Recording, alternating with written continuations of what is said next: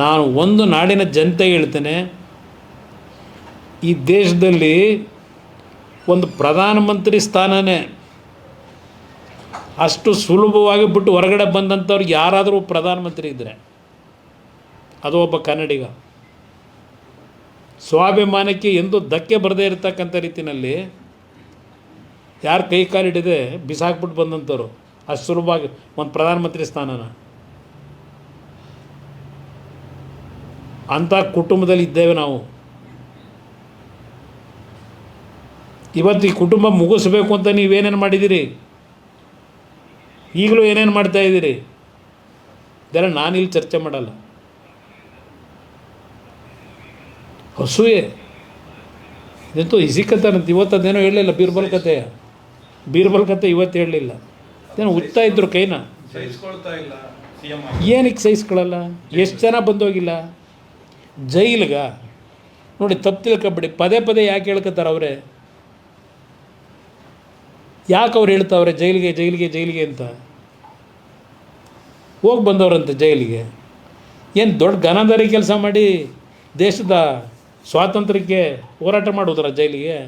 ನಾನು ಹೋಗಿದ್ದೆ ಪಾಪ. ಇಲ್ಲಿ ನಮ್ಮ ಮಹೇಶಣ್ಣ ಕೂತವ್ರು ನೋಡಿ, ಇವರೇ ಕರ್ಕೊಂಡೆ ಪಾಪ. ಪಾಪ ಇಂಥ ಟೈಮಲ್ಲಿ ಒಂದು ಸಾಂತಾನು ಹೇಳಿ ನಾನು ಹೇಳಿದೆ,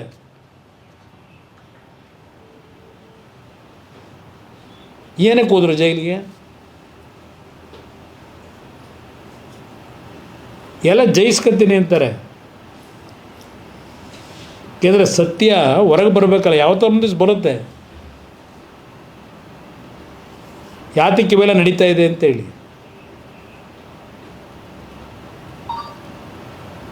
ಭಾಳ ದೂರ ಇಲ್ಲ. ಏಕೆಂದರೆ ಇದೇನೋ ಹೇಳ್ತಾರಲ್ಲ, ನಾನು ಆ ಪದ ಬಳಸಲ್ಲ, ಅದೇನೋ ಇದು ಹೇಳ್ತಾರೆ ಇದು.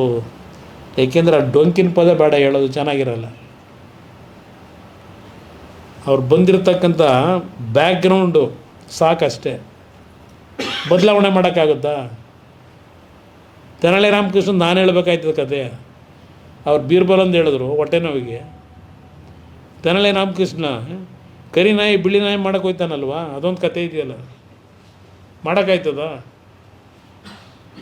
ಬಹುಶಃ ಸಾಕು ಅವರಿಗೆ ಹೇಳೋದು. ನಾನು ಲಘುವಾಗಿ ಮಾತಾಡೋದು ನಿಲ್ಲಿಸಿ, ಆ ಮಾತಾಡಬೇಕಾದ್ರೂ ಆ ಮುಖದಲ್ಲಿ ಆ ಭಯ ಏನೋ ನೋವಂತೆ ಪಾಪ. ನೋವಿನಲ್ಲೂ ಮಾತಾಡ್ತಾವ್ರಂತೆ. ನೋವು ಪಡೋರು ಅಲ್ಲಿ ಕೂತವ್ರಲ್ಲಿ ಬೈರ್ಮಂಗಲದಲ್ಲಿ ಕಣ್ಣಲ್ಲಿ ನೀರು ಹಾಕೊಂಡ ಹೆಣ್ಮಕ್ಳು. ನಿಮಗೆ ಯಾವ ನೋವಿದೆ? ನಿಮಗಂಥ ನೋವು ನಿಮ್ಮ ಆ ಹೃದಯ ಕಟುಕು ಹೃದಯ ಅದು ನಿಮ್ಮದೆಲ್ಲ, ಅದರಲ್ಲಿ ಬಂದರೆ ಎಲ್ಲ ನೀವು. ನಿಮ್ಗೆ ಯಾವ ನೋವಾಯ್ತದೆ?